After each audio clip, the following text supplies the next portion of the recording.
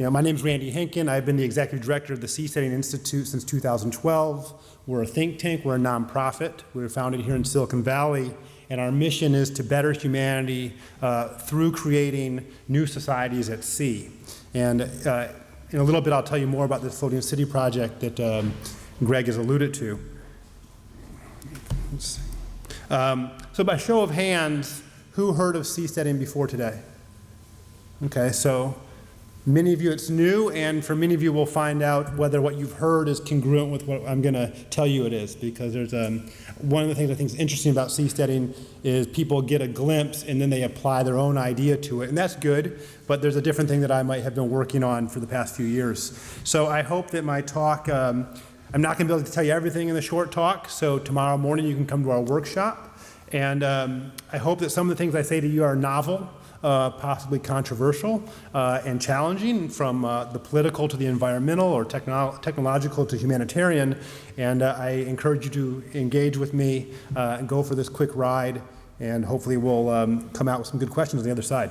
So there's been many visionaries and dreamers who have looked to the sea as the next frontier for us, but it was our founder, Patrick Friedman, who said that if we open the seas up as a new frontier to build new city-states, to experiment with new institutions, we could unleash limitless potential for humanity.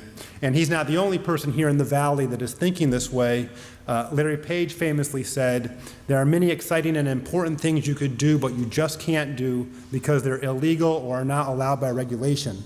And that makes sense. We don't want our world to change too fast, but we should set aside some small part of the world. I think as technologists, we should have some safe places where we can try out some new things and figure out what is the effect on society, what's the effect on people, without having to deploy it out into the normal world. So over the past few decades here in the Valley, there's been several, thousands of startups launched, and several of whom have gone on and changed the world. And consequently, these startups have generated billions of dollars of wealth and economic activity. And in fact, some of these now have GDP, or their value, their revenue is bigger than the GDP of most of the countries on the earth, especially Apple and Google. So how can we replicate these kind of successes that companies are having for governments? And we think the opportunity a lot relies in creating startup cities, and in our case, startup cities with their own jurisdictions at sea. If our homes were on mobile platforms and they were floating, it would be like a jigsaw puzzle, and we could move ourselves from one location to another, assembling and reassembling at will. And this would give us opportunities where the cities, the governments would compete for us like citizens, just as those companies compete for us like customers. And in many ways, floating cities already do exist. They're called cruise ships. If the cruise ship industry were a country, it'd be ranked as one of the fastest in economic growth. And over the last 35 years, the cruise ship industry has grown twice the rate of the US GDP. And it's not really the largest engineering jump to go from this picture here to this artist's rendition of a floating city based on a flower. So I know this sounds fanciful, and we're comparing cruise ships to floating islands, and you might ask yourself, well, is that possible? And well, in South Korea, they actually have built 3 floating islands that are based on flowers. They call it the seed, the bud, and the full bloom. It has a convention hall, restaurants, and arcades, and they're powered by solar and tidal energy. So a few years ago, we launched our floating city project with the ambitious goal of developing the first seastead by 2020.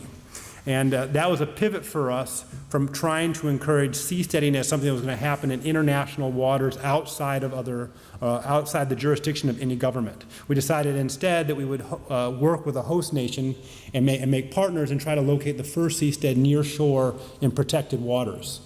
So for the past couple of years, I spent most of my time negotiating with potential host nations to welcome us into one of their harbor atolls to allow us to have a special jurisdiction in exchange for them getting the economic, environmental, and social benefits that we would provide.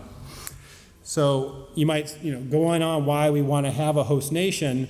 We think we can develop a seastead near shore with a few platforms for tens of millions of dollars, rather than being out in international water trying to use oil rig style platforms or cruise ship for billions of dollars. It'll be easier for our residents and our workers to access goods from an existing supply chain. And a seastead in territorial waters will allow us to fit into international law rather than being out in international waters where we're carving our own way. So our first development, we expect will have hub businesses, most likely in tech, ocean-based clean tech, aquaculture, and tourism. And then over time, we imagine this pilot community growing organically into a village and then a full-fledged city. We often say that we don't live on planet Earth, we live on planet Ocean. And this is the view of the Pacific Ocean from space. We always hear that the Earth is 70% water. You forget how big the Pacific Ocean actually is. Up there on the top left is Hawaii. On the right here we have New Zealand. Way over to the left you can barely see the edges of the Americas, and smack dab in the middle that's Tahiti in French Polynesia. And because of international law, every nation is allowed 200 miles of their exclusive economic zone. And with that, the 118 islands of French Polynesia is actually as big as Western Europe, but it's only 1% land. And it's not as far away as it used to be. It's 12 hours from Tokyo, 6 hours from New Zealand, and it took us 8 hours to fly there from Los Angeles. So this was our view from our dinner table last month. Right? Yeah. Yeah, right? It's a good place to start imagining, can the next Prototyping the Future conference be on our seastead? It's not raining there right now and 75 degrees. So earlier that day, we had met with the president of French Polynesia. So that's the back of the president's head. That's me giving the presentation. They had invited us down there to hear about whether seasteading could be a solution to their most pressing economic and environmental problems. Here's the president in the middle, flanked by his ministers. They asked us to submit this memorandum of understanding. We did that a few days later, they met about the memorandum of understanding 2 days ago, and we are expecting to hear from them in a couple. They've invited us for another meeting in a couple weeks. So all signs are pointing that this is moving forward. Here's the president shaking hands with our team. There you can see Mr. Greg DeLon eagerly waiting to meet the president. We're now working together on identifying the technologies and partnerships that we're going to take with us to create this first floating city off the coast of Tahiti. At the conclusion of our meeting with the president, he said to us, it would be wonderful if we could work with the Seasteading Institute to bring sustainable development and economic activity to French Polynesia. Let's create the future together. So what do I mean by a special jurisdiction? Does anybody here familiar with special economic zones? So you're also kind of familiar with this other idea of a special jurisdiction that we see coming through the bay, and they're very intimately familiar with down in Tahiti. It's back to this cruise ship model. In many ways, they are de facto self-governing entities. They fly the flag of one country, sail the seas of another. They employ people from other countries and establish contract law and legal form in another country. And this ship here, the Paul Gonquin, which is named after a famous painter who spent a considerable amount of his life in French Polynesia, it's flagged in the Bahamas. It sails from Fiji to Indonesia to French Polynesia. It's registered in the Cayman Islands and Delaware. The crew can be hired from outside of French Polynesia. They don't have to be obligated to French Polynesia employment laws. The captain of the ship holds full executive powers while they're at sea. The medical staff on the ship are independent contractors. Bookings on the ship are paid in U.S. currency, and litigation between passengers and the company takes place in the jurisdiction of French Polynesia. So when we say to them, we want to create a sea zone here, we can piggyback on these kind of legal innovations to create a new legal innovation with regulatory body that would be favorable to us, favorable to creating new businesses there. These images here are from a architectural design contest that we hosted. These were all submitted by volunteers, except for the one on the top right, which was done by our partners in the Netherlands. I do want to go over some things that distinguish the cruise ship model from what we expect for seasteads. We expect that seasteading will result in more benefits to our host nation. We're going to be more likely to use their services, their materials, their products, their facilities, directly. We'll have production on our seasteads rather than just consumption like on a cruise ship. Seasteads will be platforms that grow and duplicate while ships cannot. Seasteading will create continuous work for adapting and improvement of the technologies and business models employed on the platform. Cruise ships are a business to customer type model, whereas a seastead will be more of a peer-to-peer model. Ships are inherently unsustainable way of operating, while a seastead's goal is to be sustainable, particularly when it comes to energy, water, and waste. Ships require a lot of maintenance. You have to take them out of the water every few years, scrub off the barnacles, repaint them, see if they're rusting through, and we plan to design our seasteads so they can last for a century or longer. And we also expect them to be good for sea life. So in 2012, we commissioned a feasibility study from our partners in the Netherlands. When we were doing that study at the time, we were thinking we were going to start the first seastead down in Honduras. The study looked at the Gulf of Fonseca, which is a large body of water that that borders El Salvador, Honduras, and Nicaragua. So the study we did there isn't necessarily applicable to what we're going to do in the calm seas and the lagoons of French Polynesia, but at least gives us a jumping off point where we can speculate about costs for what we want to build. So these are our Dutch aquatic partners. That's Karina, Bart, and Ruker. Bart were with us on this last delegation. So when we were looking at the Gulf of Fonseca, we thought about using modular platforms with 50-meter sides in squares or pentagons. And you can see here in this diagram how it gives you really an unlimited way to put these things together and still have access to the water between the platforms, which I'll show you is important for a few reasons in a moment. We expected these squares to cost about $15 million a piece, and this would hold a three-story building on them, or three-story buildings, and could house 20 to 30 people each. And that would be about $500 per square foot of issuable space, which is competitive with major metropolises. At the same time, we started collecting data passively through an online survey. Thousands of people taking our survey saying they want to come live on the first seastead. More than half of them had said, yes, I can afford it. And of those half, 60% are saying this $500 to $600 a square foot is reasonable for me. So it meets our target price, and it makes us feel confident that there's a market for real estate on these seasteads. Our Dutch partners built this famous floating pavilion in Rotterdam, and it's an example of creating floating architecture that's sustainable and resilient to sea level rise. So these images show the construction process. They used 2.5 meters of polystyrene reinforced with steel and encased in concrete. The translucent shell is made out of a plastic that's 100 times lighter than glass. They use air conditioning and heating provided by water and solar energy, and the toilet water is pumped out of the river, purified, and then put back into the river afterwards without any detrimental effects.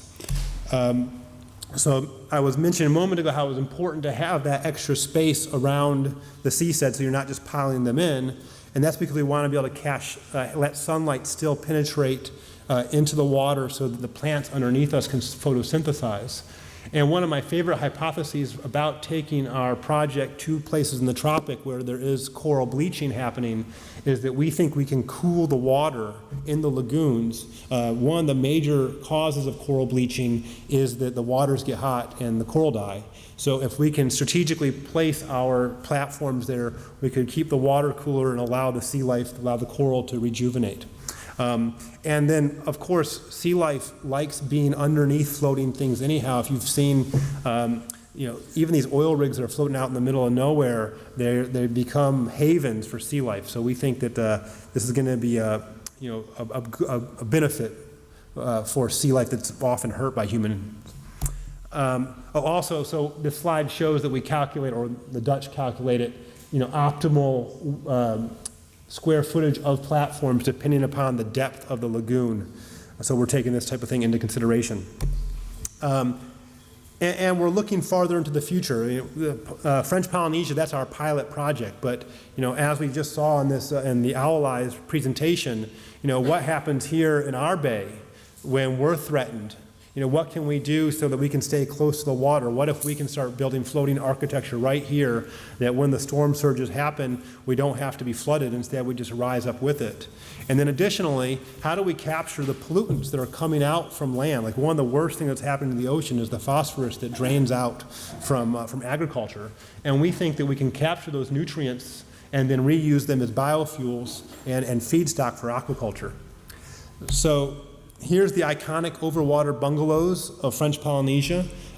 They are more beautiful in person, I promise you. It was stunning. Like, you see them as a cartoon here, and then you go over and see them in real life. But we anticipate that our floating island would fit right in. This is designed for the pilot platform that Bart made for us. It's influenced by the Tahitian landscape, including a Tahitian flower. So if we get that memorandum of understanding signed by the government in the coming weeks, we will be spinning off a startup company that's going to plan and develop an innovative, sustainable floating islands, beginning with 2 to 3 pilot platforms similar to what you're seeing here. And we think these communities will be resilient to the effects of climate change and rising seas, and they'll offer significant regulatory and legal autonomy to our residents and businesses. So we're starting to think of the Polynesians as the original seasteaders. They moved from one place to another, creating new societies and discovering new ways of living together, just as Westerners moved west across the American frontier, creating new societies that have changed the world and brought more freedom and prosperity than the hundreds of years before that. The Polynesians went east across the Pacific and created a wealth that's all their own. They traveled in these, this is an accurate replication of what they traveled in, these double canoes. They packed everything on it. They head out into the ocean, no map, no compass, just, I guess, faith that eventually they're going to, hit land again. And this evolutionary process of exit and choice produced a beautiful culture. This is Bora Bora. It's absolutely gorgeous. It's a paradise. But there's a downside in French Polynesia. And that downside is that they're really in desperate need of economic development. There's 250,000 people there, yet they bring in nearly $2 billion in subsidies from France. The only major income is from tourism, and tourism is down 40% since the 2008 economic crash. And they import 70% of their food, and their GDP is 70% government, which is comparable to Cuba. So, remoteness there is a major challenge for them, but I think this is a huge opportunity for us to go down there and bring them some innovation and some new industries. So, Polynesians, they have one product to sell, and that's paradise, and they have an economic incentive to make it a paradise. They are invested in keeping their seas pristine. They don't allow commercial fishing for export. So the sea life there is rich compared to elsewhere in the world, but nonetheless they will be affected by rising seas and climate change. So the technologies for coping with rising sea levels all over the earth are intimately connected with economic and social development. And you all know better than me that it's the technological developments that you're working on that will allow us to be resilient to the threats of climate change. If we are successful launching seasteading into Tahiti, we think that French Polynesia could become a leader in a brand new industry, exporting our technologies around the world, and this could in turn transform Polynesians' brain drain into brain gain and their deficits into surpluses. So this is our concept that we can start in a protected lagoon, and then as we improve our technologies and grow, eventually we will be able to go out and seastead on the high seas in international waters without the need for a host nation.